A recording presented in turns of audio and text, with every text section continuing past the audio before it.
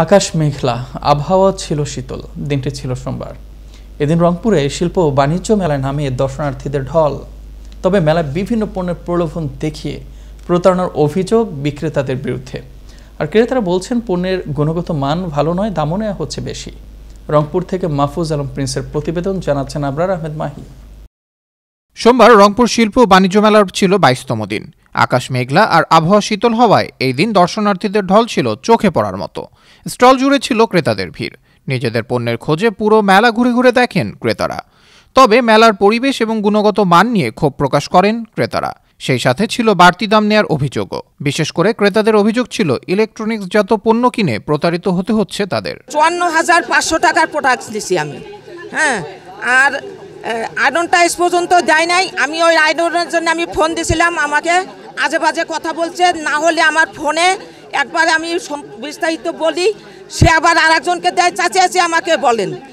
এইভাবে ৫-৬ জনের সাথে আমি কথা বলতে বলতে আমি হয়রান হয়ে গেছিলাম। ৯ দিনের মাথায় আজকে আমার টিভিটা কাজ করতেছে না, রিমোটও কাজ করতেছে না, টিভি দেখাও যাচ্ছে না। এখন আমি টিভিটার জন্য ফোন দিয়েছি ওদেরকে, ওরা বলতেছে আপনি জামান এন্টারপ্রাইজে যান। আমি জামান এন্টারপ্রাইজ গেছি, কিন্তু জামান এন্টারপ্রাইজ নামে কোনো দোকানই নেই। ৪৮,৫০০ টাকা দিয়ে টিভি কিনলাম, ওর সঙ্গে 10টা প্রোডাক্ট দিল। প্রোডাক্টগুলান যেমন তেমন, টিভিটা হচ্ছে একদম 2 নাম্বার টিভি। এদিকে ইলেকট্রনিক্স পণ্য কিনে প্রতারিত হওয়ার অভিযোগে মেলায় অভিযান চালায় ভোক্তা অধিকার সংরক্ষণ অধিদপ্তর।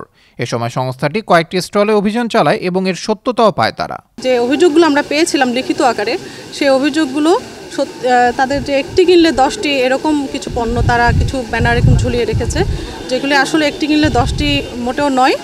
এটি একটি মিথ্যা বিজ্ঞাপন। আর পণ্যগুলো তো সঠিক নয়, যথাযথ নয়। এই ব্যবস্থাটি গ্রহণ করার জন্য আমরা এখানে বসবো তাদেরকে নিয়ে, এবং তাদের পণ্যগুলো তারা যেন এটা ফেরত দিতে পারে এবং তাদের যে আর্থিক ক্ষতি হয়েছে সে যে বিষয়গুলো আছে এগুলো আমরা নিষ্পত্তি করব। তবে অভিযোগ মানতে নারাজ মেলা কমিটি। অভিযানের এক পর্যায়ে ভোক্তা অধিকারের সাথে তর্কে জড়িয়ে পড়েন ব্যবসায়ী সমিতির এই নেতা।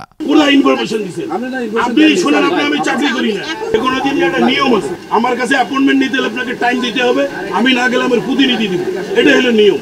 আমি মাননীয় প্রধানমন্ত্রী জননেত্রী শেখ হাসিনাকে সব জায়গায় যাবে, তার প্রতিনিধি দিবে। মেলায় যেন হয়রানি অথবা প্রতারণার শিকার হতে না হয়, সেজন্য মেলা কর্তৃপক্ষকে নজর রাখার দাবি ক্রেতা দর্শনার্থীদের। আবরার আহমেদ মাহি, আনন্দ টিভি, ন্যাশনাল ডেস্ক।